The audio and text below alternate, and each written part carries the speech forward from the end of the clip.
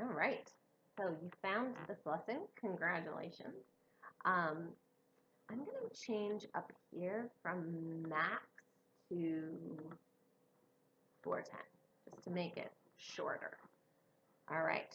So I have the article that you were already meant to read. Herd of goats take over deserted resort in Britain amid lockdown. And you were asked to highlight any words you found difficult. So if you haven't done that yet, just pause the video, read the article, make sure you have this at 410 because it gets longer. If you click max, your article is going to be twice as long as if you just say you're going to read half of it. Okay? So try that, and then you can come back to this video when you're done going on Newsella and reading the article and highlighting the difficult words. All right, so I created a lesson called Knowing the Problem and Finding the Solution. So this lesson actually talks about 3 problems and 3 solutions, but it took me 17 minutes to do it the first time, so I'm going to break it into 3 separate lessons. Okay, so let me just start here. You highlighted some words you couldn't read in the article. Let's figure out why these words are tricky. So the first reason why the words you highlighted might be tricky is because the spelling patterns don't seem right. So is it because the spelling patterns don't seem right? So here's the problem. I've got this word here, and I've really never seen a word like that before in my life. I've never seen 2 L's together before, and D and O, I don't think a D and an N belong together.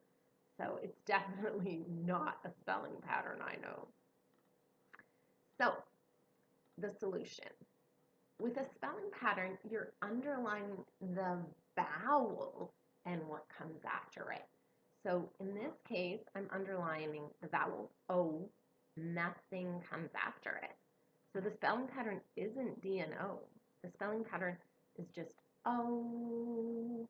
And if I know go, then maybe I know dno. Then I'm going back to my roots here, and I see 2 L's together. Guess what? That's cuddly consonants. Now, usually I see cuddly consonants in the middle of a word. But this time, why don't I just use the same rule? When cuddly consonants are found, they blend together to make one sound. All right. So I've got Landino. There we go. And in the end, it doesn't matter for this word because it's a proper name. And I don't need to recognize meaning for everything for it to make sense. So if somebody from this town doesn't like the way I said Landino, they would correct me, but I still know that it's a town. And it's not so important for me to get it perfect, for me to make meaning out of it. So proper names can be tricky, but once we realize it's a proper name, we're good to go. So look here. What do all of these have in common? Wales, United Kingdom, Andrew, Stuart, Carol. This is a tricky one. Marubi, Marabi, Marabai. My vowel alert strategy is not giving me anything I love. So I'll have to ask Carol what her last name is when I meet her. So if you said they all have capital at the beginning, you're right. So when you see a capital at the beginning of the word and it's in the middle of a sentence, you know that it's a proper name, and you can give it your best try, but you don't need to be able to decode it perfectly. All right? So that is problem number 1 solved, right? It's because the spelling patterns don't seem right. So for proper names, sometimes people are from a country that uses different spelling patterns, so they won't seem familiar. And sometimes the name of the town is from a different country, so their spelling patterns won't be the same. So a lot of the time, strange and unknown spelling patterns can be basically because it's a proper name.